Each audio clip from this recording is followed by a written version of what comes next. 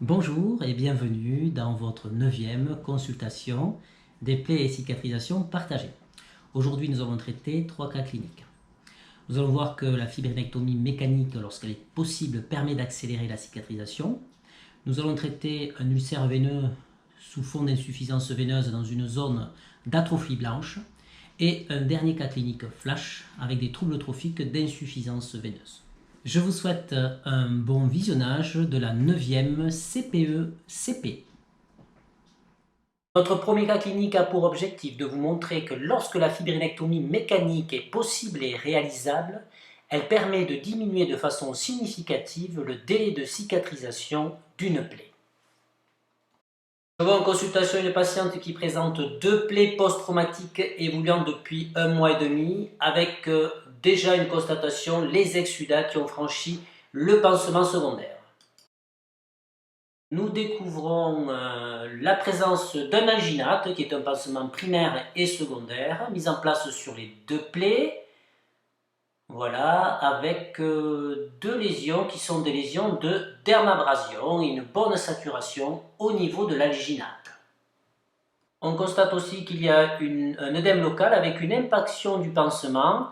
Ici, un petit rebord qui peut être à l'origine de troubles trophiques secondaires iatrogènes. Je constate que ces plaies sont recouvertes d'une surface de fibrine, à 100% de la surface de la plaie, avec l'absence de douleur lors du passage de la compresse, et la plaie inférieure, la fibrinectomie, est réalisée simplement avec la compresse. Pour la plaie supérieure, c'est plus compliqué. Il va falloir passer à une fibrinectomie mécanique à l'aide du bistouri. On voit ici que la plaie inférieure est bien nettoyée, la plaie supérieure recouverte de fibrine. Je commence donc la fibrinectomie mécanique au bistouri. On constate que cette fibrine vient assez facilement, pas de saignement, la patiente n'est pas douloureuse. Voilà, et cette fibrinectomie mécanique est la fibrinectomie la plus efficace, la plus rapide, ce qui va permettre de suite de s'élancer dans un protocole de cicatrisation dirigé pour stimuler la phase de granulation et d'épidermisation. On gagne énormément de temps lorsque cette fibrinectomie est possible, comme ici chez cette patiente. Ces plaies qui évoluent depuis 1 mois et demi, je mets en place une interface grasse argentique pour avoir une action bactéricide locale et en même temps diminuer l'intensité des exsudats. Le pansement secondaire sera un hydrocellulaire maintenu en place avec une tubulure, avec un protocole de soins quotidien. Lorsque les exsudats auront diminué, le protocole de soins pourra être réalisé tous les 2 jours. Nous constatons au 15e jour que la plaie inférieure est complètement cicatrisée ici et que la plaie supérieure est en pleine phase de granulation. Je vais stimuler la phase d'épidermisation et de granulation par la mise en place d'une interface à base d'acide hyaluronique. Le pansement secondaire sera un hydrocellulaire mousse simple avec un protocole de soins à effectuer tous les 2 jours. On peut donc passer chez cette patiente de la mise en place d'une bande de contention monocouche classique à un système de bandage de contention multicouche qui pourra être changé par l'infirmière tous les 2 jours lors de la confection du pansement.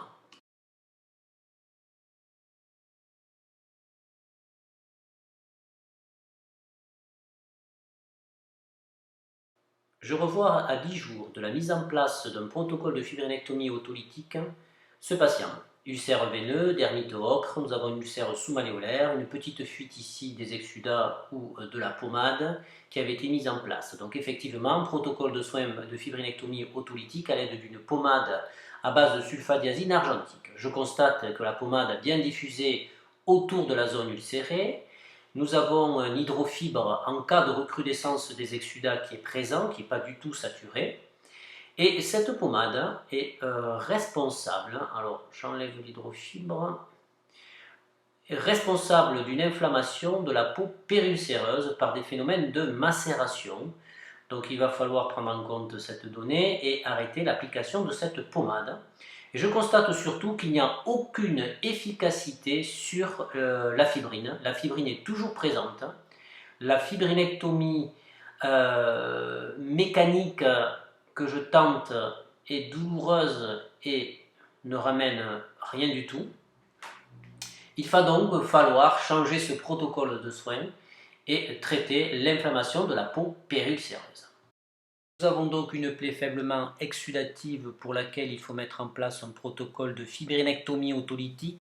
Je préconise la mise en place d'un gel bactério-absorbant, pansement qui se compose de 2 éléments, un tissu bactério-absorbant qui vient piéger les éventuelles bactéries, associé à un hydrogel qui va pratiquer la fibrinectomie autolytique.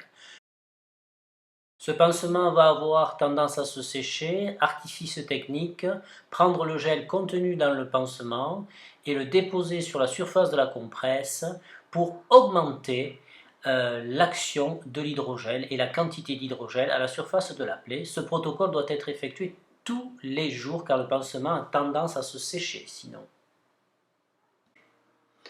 L'inflammation de la peau périulcéreuse sera traitée par une préparation qui associe un dermocorticoïde de l'acide fusidique qui sera appliqué une fois par jour pendant une semaine en couche épaisse tout autour de la plaie. Je reverrai donc le patient la semaine prochaine pour savoir quel est le bénéfice de ce nouveau protocole de soins sur la fibrinectomie autolytique et juger de l'évolution de l'inflammation. Le pansement secondaire reste un hydrocellulaire adhésif avec lequel il pourra se doucher et avoir une qualité de vie avec un protocole de soins quotidien.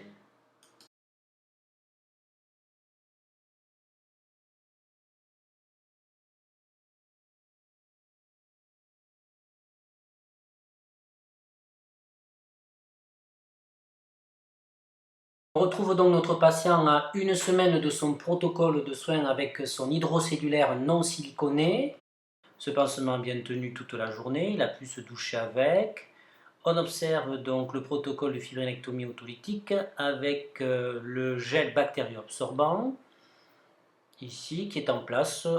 Aucun signe d'exsudat sur l'hydrocellulaire et le processus inflammatoire qui a bien régressé. On va donc comparer par rapport à la semaine dernière le résultat de ce changement de protocole de fibrinectomie autolytique. C'est important de changer un protocole de soins lorsqu'il ne marche pas et qu'il crée des lésions iatrogènes. Ici, comparer la photo réalisée la semaine dernière avec le syndrome inflammatoire et la fibrine omniprésente à la surface de la plaie, avec la photo du jour, absence du syndrome inflammatoire, diminution de la surface de la plaie. Je revois ce patient à 15 jours de la dernière consultation, soit à 3 semaines du changement de protocole. Nous avons le pansement hydrocellulaire secondaire qui est en place, un peu désuni ici, mais le patient sort de la douche. Nous allons découvrir le pansement primaire qui est un pansement bactério-absorbant. Nous avons un petit problème au niveau du protocole de soins car l'interface a été doublée. Vous savez qu'il ne faut pas doubler les interfaces car le peu d'exsudat qu'il y a eu sur cette plaie a stagné sur la partie au contact avec la plaie et n'a pas pu se drainer vers le pansement secondaire. Ici, on voit une plaie qui est en pleine zone d'atrophie blanche et qui est complètement cicatrisée. Donc guérison de son ulcère veineux après le changement de protocole. Nous sommes dans la zone d'atrophie blanche qui n'est pas une zone idéale pour la cicatrisation. Alors ce patient présente une insuffisance veineuse. À l'échographie veineuse, il existe une insuffisance de la veine saphène interne avec une volumineuse varice qui irrigue directement cette zone ulcérée. J'ai donc prévu de lui faire un traitement endoveineux par laser de la veine saphène interne et des événages sélectifs de cette varice jusqu'à la limite de la dermite ocre ici, selon les modalités de la technique Asval. À l'absence d'intervention sans traiter la cause de l'insuffisance veineuse, il y aura bien sûr une récidive précoce de son ulcère. Je préconise, vous voyez, la mise en place d'un pansement hydrocellulaire mousse que le patient peut gérer lui-même. L'objectif en cas de traumatisme ou de frottement, vous voyez que c'est le pansement qui encaisse les contraintes et non pas cette peau fragilisée.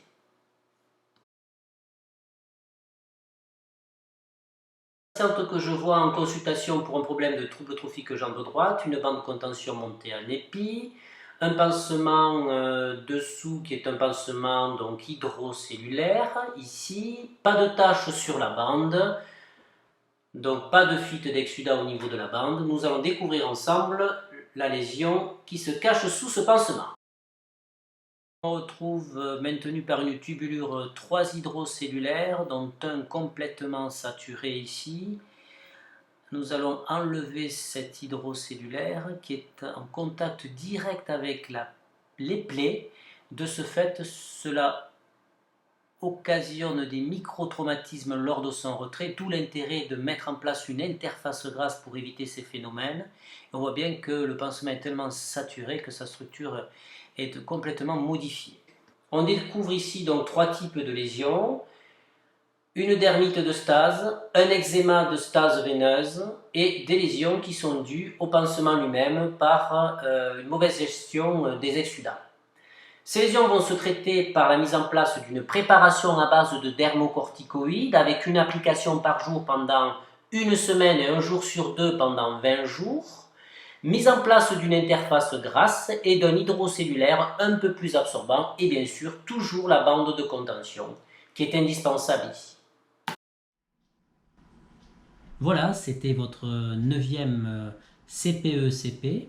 J'espère que ces quelques cas cliniques vous ont apporté quelques notions supplémentaires pour améliorer la prise en charge de vos patients dans votre pratique quotidienne. La semaine prochaine, ce sera la 10e CPE-CP. Je vous amènerai au bloc opératoire. Je vous souhaite une bonne semaine et vous dis à la semaine prochaine pour de nouvelles aventures.